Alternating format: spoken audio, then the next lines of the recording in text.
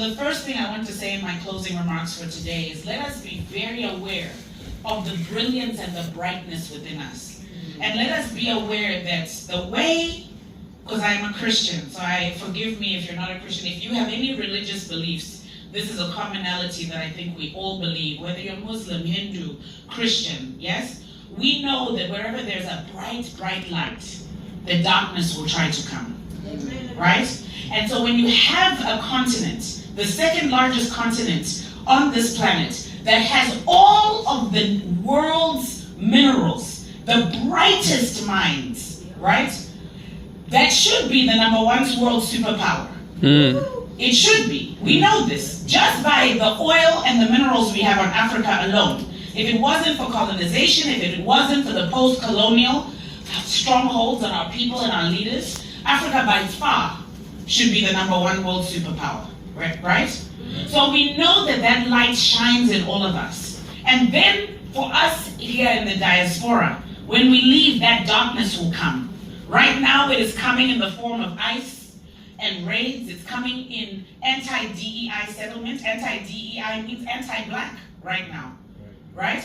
ICE raids are meant to tell us that Africans are not welcome. What I have learned over the years from my giant and a leader who I salute every time I'm on a stage, Geoffrey, we salute you. There would be no us. Thank you. There would be no unity. There would be no community. There would be no strength and stronghold. This man puts us in tables and in arenas that you don't even know of. He is pushing, whether it's at city, whether it's county, whether it's national. He's making global connections. But there are very few cities who have this type of community. If it isn't for the leaders that are standing, look at these leaders standing. These are the leaders that are sitting at tables, bringing economic development, right? The whole auditorium should be filled. I want to thank each and every one of you for making this the first inaugural health summit. Let's clap it up. But we have work to do.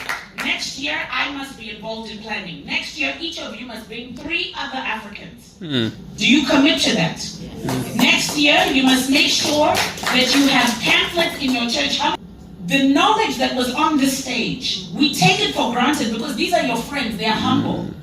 I lead on some of the national stages. This last month, people said you resigned, you're busy, and now that when you resigned, I've been in San Diego, DC, Chicago, Charlotte, and they do not have this expertise. So while you were blessed by these conversations and the seeds that are planted for us to water throughout the year, for us as parents to really think about how we address mental health for our children, many of our friends and family members did not benefit. This summit is so important. I just want to thank you so much, my sister, for the way you believe in us, the way that you believe in the importance of health. Health is not just our physical body, it is our mental mind.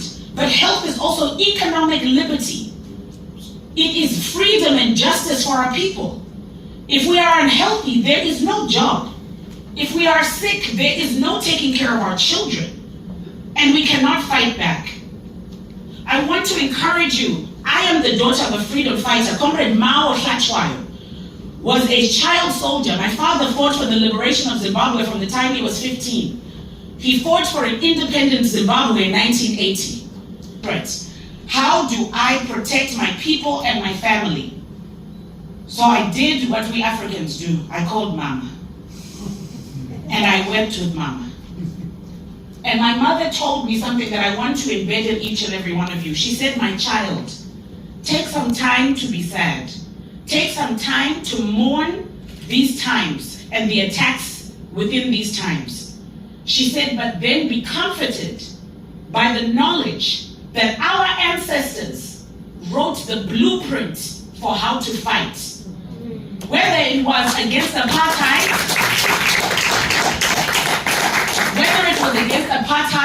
whether it was against every colonial regimen across our beautiful continent. There will be times where you feel like, what is this? How do I fight this? How do I plan for this? How do I find joy for myself, within my marriage, for my children? How do we thrive? And the answer is we go back to our roots. Oh, I loved hearing the panelists obedient. No, we can teach our young people our culture even if there's a divide. In my household, I believe there's a bi-directional relationship because you're right. We have to learn from generation 1.5, but they are learning from us. And they see you, they see your strength, they see your pride, they've heard your stories. Yes, they may roll their eyes at you, but when you're not there, they represent you with pride. They represent you with pride, yes? But we must also listen. This generation will teach us more than we can imagine. So when we leave here today, we must understand that health is wealth, that we must invest in our physical health. Our men, you must make it to the clinic. To the elders in the room, how many times do you put your family, your children, your marriages ahead of your physical health? If you have a heart attack today and you're in a hospital bed, how will those children, how will your partner, how will our families survive? So health is wealth. Let us start to speak of mental health, number 2. Mental health has so much more of a stronghold on us today in 2025 than ever before. It was a crisis before COVID. It's ballooned during COVID. Many of us, our mother tongue still don't even have the word. In Shona, there's no Shona word for depression. There's no Shona word for anxiety. But our children are dealing with these very things every day.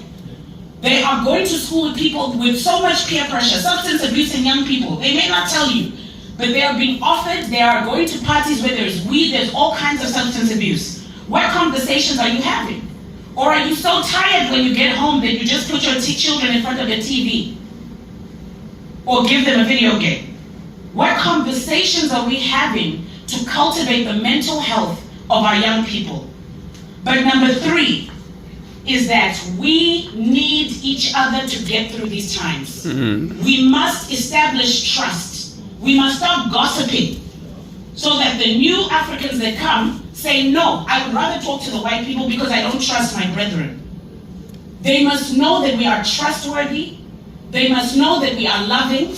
They must know that they have a safe space with us. And let me tell you the truth, some of us, we don't have the personality to help people. You must know yourself, You must know yourself. If you are a mean person, it's okay, there are just mean people here on this planet. You must refer them to the people who have been served to help. I love to see you give your flowers to Pastor, because Pastor has been called. I've never seen a happier person. Me, sometimes I wake up angry. You know, God is working on me. Every time I see Pastor, smile on his face, warm heart. The children are around him, safe space. As a community, it doesn't mean that you should give more than what you have. It means you must know your community well enough to know who is the best resource for which problem. We all didn't get all the talents from God, but God has given each of us fruit of the Spirit. Be self-aware, know your fruit. Don't give orange if you have apple. So I leave you here today saying, I'm so proud of us as a community for coming together for this summit. I'm so thankful for the leaders in this room, the giants amongst us. May we listen to them. And that even though these times are treacherous, there are those that our parents, our grandparents, our great-grandparents who went before us, who fought for liberation and won. We too can and will win. Even know where to start in terms of the knowledge that we have acquired here today. I think the only thing I would request, borrowing the words of Dr. Mari, is can we make a blueprint for our mental health for the coming years that we plan to be here? Because if we don't invest, and this was said in the morning, if we don't invest in this wellness, we're definitely going to pay with illness. If we don't invest in this wellness that is being provided for us free, we are definitely going to pay with illness. So, thank you so much, those of us who made time to be here, and the wealth of knowledge that we have acquired from our speakers. And I like the way it was put across in terms of the information that was provided in all those classes that we went through. Now, this is not a cookie cutter that everything you got here, you have to go and implement it. There are those that fit you in your lifestyle. Go and implement those. The ones that don't fit you, trust me, there are people who need that information.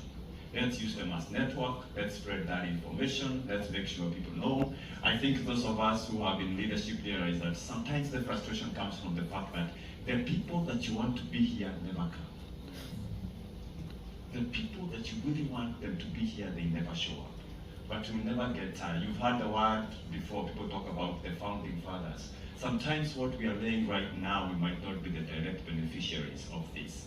But years to come, this young generation you see here, they'll be able to stand on these grounds that we are laying right now. And they'll be able to be proud of us and how we laid it down.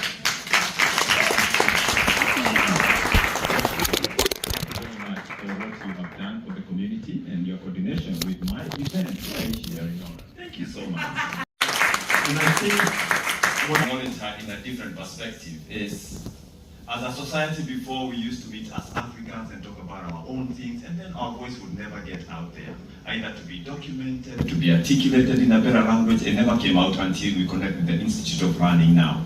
Now, Muthoni has fought for that space, for us to be even here today. When you see that Webster Institute for Clinical Scholarship, and we're talking about mental health, this is her discipline, it is her area. And she has now decided to open it further to where most of us can now come, discuss it, and spread it to where it touches the community as a whole. And I'm looking at SIUE, and I know you could be somewhere else doing something else. The amount of knowledge you have for people here that can benefit. Please, please, please, those of us here, let's take this information, let's share it. If you don't know how, please reach out to the people who organize these events. We reach out to your community, make sure we share all this information with these people. A healthy community we will build. Will become that blueprint that in 15 years, and I'm telling you, sometimes it takes time, 15 years, we will be able to look back and say, I was part of that. And that's what we are looking forward to. I was part of building that community. Do not get tired into doing that. Our speakers and those panelists that are here, wealth of knowledge.